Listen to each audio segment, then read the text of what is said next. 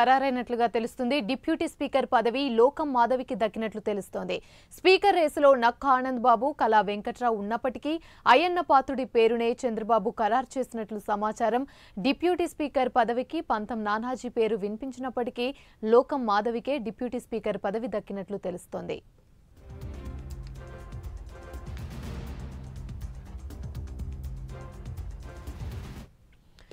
రైట్గా ఇదే అంశానికి సంబంధించి మరిన్ని వివరాలు మా ప్రతినిధి రాజు అందిస్తారు.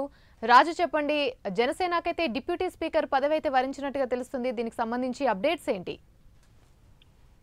ప్రస్తుతానికి చూసుకునేటప్పటికి ఏసీ అసెంబ్లీకి సంబంధించినంత వరకు మంత్రుల కూర్పు కావచ్చు, లేకపోతే దాని తర్వాత వచ్చిన తర్వాత ప్రతిదాన్ని కూడా చంద్రబాబు చాలా కూలంకషంగా చర్చించి దానికి సంబంధించినంత వరకు ఎవరు ఎట్లా ఉంటే బాగుంటుంది, అదేవిధంగా సామాజిక పరంగా కావచ్చు, లేకపోతే వ్యక్తిగతంగా వాళ్ళకున్న ఇమేజ్ ని బట్టి కావచ్చు, ప్రతిదాన్ని కూడా కూలంకషంగా చర్చించి వాళ్ళకైతే పదవులు ఇస్తున్న పరిస్థితి కనిపిస్తుంది. ఎందుకంటే గత 3 సంవత్సరాలు అంటే 3 టర్ములు కూడా పనిచేసిన అనుభవం ఉన్న చంద్రబాబు నాయుడు ఈసారి మాత్రం గతంలో చేసిన పొరపాట్లు ఏవైతే ఉన్నాయో వాటికైతే ఆస్కారం ఇవ్వకుండా కేవలం ఈసారి సామాజిక పరంగా కావచ్చు, లేకపోతే దానికి సంబంధించినంత పూర్తి స్థాయిలో కూడా వ్యక్తిగత పరిచయాలు కావచ్చు, లేకపోతే వ్యక్తిగతంగా వాళ్ళకున్న ఇమేజ్ ని బట్టి కావచ్చు, వీళ్ళకి సంబంధించినంత వరకు ఒక ఆలోచన చేస్తూ ఇప్పటికైతే మంత్రివర్గ కూర్పు అయితే జరిగింది. అయితే దానికి తర్వాత వచ్చే ఏదైతే స్పీకర్ కావచ్చు, డిప్యూటీ స్పీకర్ కావచ్చు, డిప్యూటీ స్పీకర్ కి సంబంధించినంత వరకు జనసేనకి ఇవ్వాలని ఇప్పటికే చంద్రబాబు ఒక నిర్ణయం తీసుకున్న పరిస్థితి కనిపిస్తుంది. స్పీకర్ గా అయితే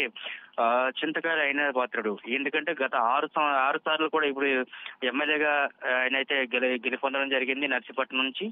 ఈసారి కూడా తనకైతే మంత్రి పదవి దక్కుతుందంటూ ఆశించిన తరుణంలో ఈసారి అది అలా కాకుండా కేవలం ఆయనకు సంబంధించినంత వరకు స్పీకర్ గా ఆయనకి ఇవ్వాలి. ఎందుకంటే అనుభవంతో కూడిన ప్రభుత్వం రావాలి, అదేవిధంగా అనుభవంతో కూడిన అసెంబ్లీ కూడా ఉండాలి. ఎందుకంటే అక్కడ సంబంధించినంత వరకు ఇప్పుడు ఉన్న ప్రతి ఒక్క అసెంబ్లీ కాన్స్టిట్యున్సీకి సంబంధించిన ఎమ్మెల్యే వచ్చేటప్పుడు వాళ్ళని నిలుపుదల చేయడం కావచ్చు, లేకపోతే వాళ్ళకి సంబంధించినంత వరకు ఉన్న క్వశ్చన్ అవర్స్ కావచ్చు, మిగతా అన్ని పరిణామాలు కూడా ఆధారపడి ఉంటాయి కనుక అనుభవంతో కూడిన వ్యక్తి అయితే బాగుంటుందంటూ చంద్రబాబు నాయుడు ఒక ఆలోచన చేయడం జరిగింది. దీంతోనే చాలా మంది పోటీ పడినప్పుడు కూడా చింతకాయల అయిన పాత్రుడికి అయితే స్పీకర్ గా ఇవ్వాలంటూ కూడా ఒక తుది నిర్ణయానికి అయితే వచ్చిన పరిస్థితి కనిపిస్తుంది. దాంతో పాటు ఏదైతే డిప్యూటీ స్పీకర్ ఉందో డిప్యూటీ స్పీకర్ సంబంధించిన జనసేనకి ఇవ్వాలంటూ కూడా ముందు నుంచి చంద్రబాబు నాయుడు ఒక ప్రతిపాదన పెట్టిన పరిస్థితి కనిపిస్తుంది. దాంట్లో మొత్తం 3 ఉన్నారు. ఎందుకంటే మండల బుద్ధప్రసాద్ కావచ్చు, అదేవిధంగా పంతం నానాజీ కావచ్చు, అదేవిధంగా లోకం మాధవి. అంటే 3లో కూడా ఎవరు బెటరు, ఏంటైతే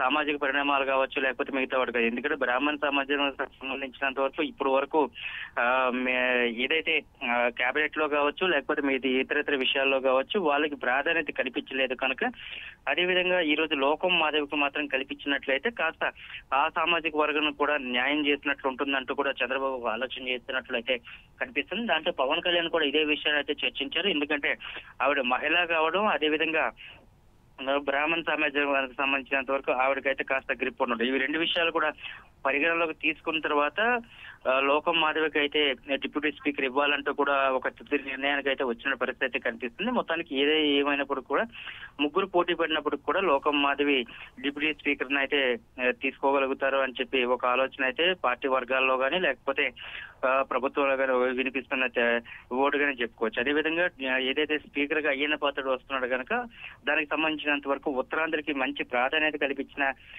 పార్టీలుగానే ఉంటుంది. ఎందుకంటే ఇప్పటి వరకు అన్ని సామాజిక వర్గాలకు సంబంధించి పూర్తి స్థాయిలో న్యాయం జరిగింది. అన్ని సామాజిక వర్గాలకు కూడా పూర్తి స్థాయిలో కూడా వాళ్ళకి అనుకున్న ఎక్స్పెక్టేషన్ కంటే ఎక్కువ ఇచ్చాం కనుక కేవలం బ్రాహ్మణ సమాజ వర్గం ఒక్కదానికి మాత్రమే ఫుల్ఫిల్ చేయలేకపోయినా అటు చంద్రబాబు కావచ్చు, ఇటు పవన్ కళ్యాణ్ కావచ్చు, ఇద్దరు కూడా అనుకుంటున్నారు కనుక ఈ నేపథ్యంలో ఈవిడికి ఇచ్చిన లోకం మాధవికి మాత్రం డిప్యూటీ స్పీకర్ ఇచ్చినట్లయితే మాత్రం పూర్తి స్థాయిలో కూడా న్యాయం జరుగుతుంది, అన్ని సామాజిక వర్గాలు కూడా సంతృప్తి పొందుతాయి అంటూ ఒక ఆలోచన చేస్తున్న పరిస్థితి కనిపిస్తుంది కనుక తప్పకుండా లోకం మాధవ్కి ఈసారైతే డిప్యూటీ స్పీకర్ గా అవకాశం కల్పించబోతున్నారు అని చెప్పి ఒక వార్తలు అయితే వినిపిస్తున్నాయి. అయితే ఇప్పుడు ముందైతే అది ఖరారు చేసే పరిస్థితి ఉండదు. ఎందుకంటే కేబినెట్ మీటింగ్ 18 అయిన తర్వాత 19 తారీఖు మొదటి అసెంబ్లీ సమావేశాలు జరుగుతున్నాయి. అసెంబ్లీ సమావేశాలు మొదటి రోజు పూర్తి స్థాయిలో కూడా వాళ్ళందరికీ ప్రమాణ స్వీకారాలు జరుగుతాయి. దాని తర్వాత 20వ తారీఖు పూర్తి స్థాయిలో ఒక స్పీకర్ ఎన్నుకోవడం జరుగుతాయి. స్పీకర్ ఎన్నుకోవడం జరిగిన తర్వాత నెక్స్ట్ డిప్యూటీ స్పీకర్ ను కూడా అభినందన తెలియజేస్తారు. దానికి